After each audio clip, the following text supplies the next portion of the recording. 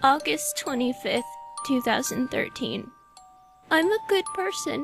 Scotty says so. He came back about 2 days ago after I returned home from Chrissy's funeral, and I was so overwhelmed with joy that all I could do was hug him and cry. I wanted to tell him everything I've done during the last 7 years, but he said he already knew, and he was proud of me. He's so handsome now. He's all grown up. He still wears the same type of clothes he used to, still has pale skin and everything, but his hair is a tiny bit longer.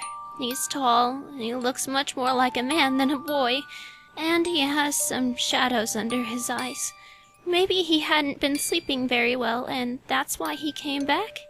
Maybe he missed me. I sure missed him. I hadn't left the house since the funeral, and even after Scotty came back, we still haven't gone anywhere. I haven't eaten. I can't remember the last time I slept, and I've been mindlessly carving into my skin with Claudia. I ran out of room on both arms, so I've started on my legs. Scotty says I deserve this destruction, that it's my reward for helping my dear friend free herself from her miserable life. He's so supportive of me. So why can't I stop crying? I've told Scotty that I love him, and that I never want to lose him again. He said he'd stay right by my side until the end, and he actually kissed me. Last night, I asked him if he'd make love to me, but he said we couldn't do that.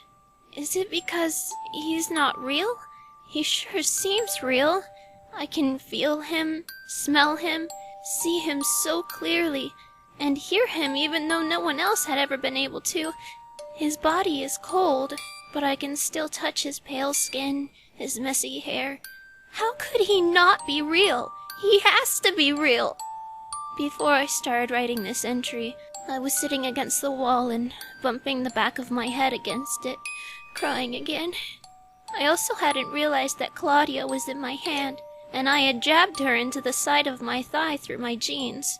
I must have been twisting it for a while, because now there's a big hole that was bleeding a lot, but I sewed it up and bandaged it. Sewing thread doesn't make very good sutures, though, so I might have to actually leave the house and go to my shed for the proper materials. I haven't killed anyone since Emily, and her body still hasn't been found. I have seen on the news that she is missing. For some reason, this didn't satisfy me like it usually would. Scotty says to take my time, that I will go find my next victim when I'm ready. I'm so dehydrated from crying so much, and I smell because I haven't taken a shower. I don't understand why I'm crying. I've never cried this much, not even when Scotty first left me. Maybe I'm just so happy to see him and have him back. I wonder how Chrissy is doing. I wonder where we go after we die. Wherever she is, I hope she's finally happy.